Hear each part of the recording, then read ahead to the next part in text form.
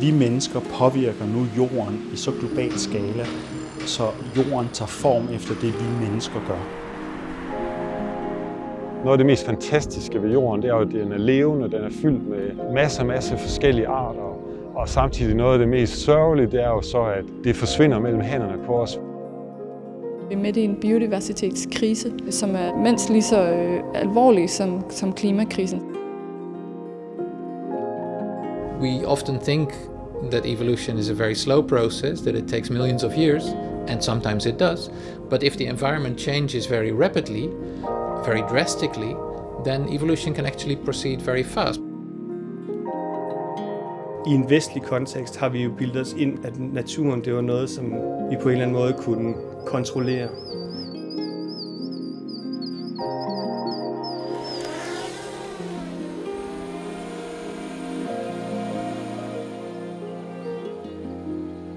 Hvis vi gerne vil, som samfund gerne vil stoppe, afbøde biodiversitetskrisen, så bliver vi nødt til at forstå, hvad er det, der driver forandringer i naturen.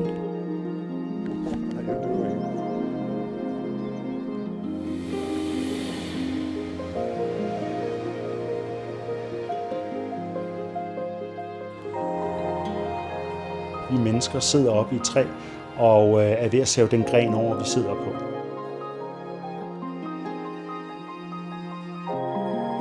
Det er en stor motivation at prøve at vende den udvikling.